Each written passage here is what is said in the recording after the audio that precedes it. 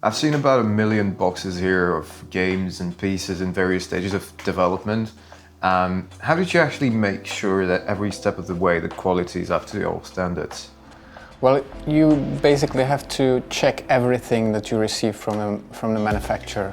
And I know that Marek, for example, was talking about a lot of different things and pre-production copy and mass production copy, but there's even more that you receive. For example, one of the first things that you get is this just a material sample, is white without any print, just to check that the material is the thing you want it to be before they actually make something more out of it. And when you finalize the printing data and the production data, you actually get the pre-production copy, which is basically the same thing, just with print on it.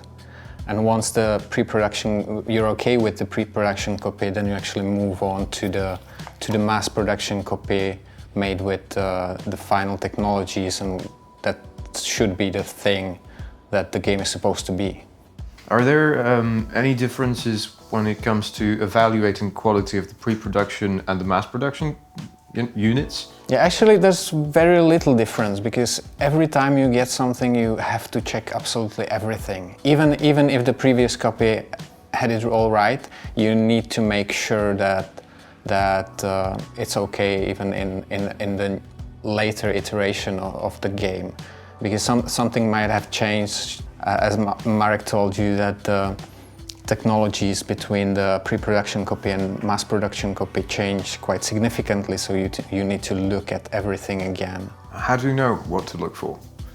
Well, usually it comes from experience, and also usually the manufacturer sends you a list with all the things to check. For example, are the colors all right? Are the materials all right? What about the cuts, printing? Just there's everything. You have to even check the data, because I mean, this is a great example that it kind of looks all right, but the L here is the other way around.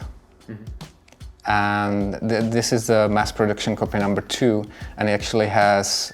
This is a mass one. This is not the. This should be the second version, which the first version should be already on camera. final. How bad is it?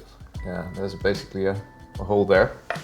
Yeah. So apart from the fact that the L is printed differently, there was a problem with gluing the paper on the blackboard, which when it was setting, it created this protrusion that you can basically see the whole thing from the way back, which kind of makes the game unplayable. And you can also see that, and that's partly visible so much because of the minimalistic design of the game, that the edges and the lines they're not quite straight. So the die cuts are actually like this, compared to the clean lines on the mass production copy. Why do you think that is? Like, were the knives were not aligned, or what? Well, there's one thing with the proper setting of the die cutting machine, that you have to really pay a lot of attention to it. Basically, because you need to make sure manually that the corners are as sharp as possible.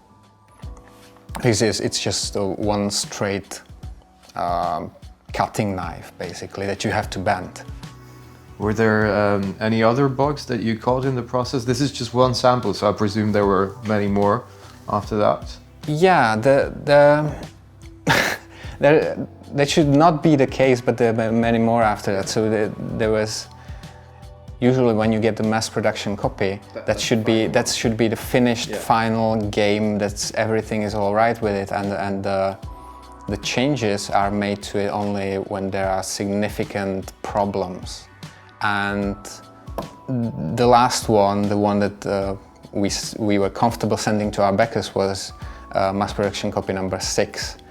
Actually, an interesting thing happened in Essen 2019, where the manufacturer was really sure that the mass production copy number 5 would be okay, so they sent hundreds of boxes into Essen for us to sell and to show to backers and everything, and we just unpacked it and saw that this is just unsellable. But it was also nice because the community really of behind the game really stood up behind us and supported us, and they were really happy that we're not comfortable sending them anything else than a completely flawless game. Were you surprised at how long it took till you got to the 6th iteration, was it? Yeah, I mean that's very unusual, I would say. But as Mark told you, that it looks simple, but the technological processes behind making these pieces and puzzles are extremely complicated. And even the fact that it ended up being 9 layers to make it work as we wanted, it's something that you have to count on it. Okay, thanks.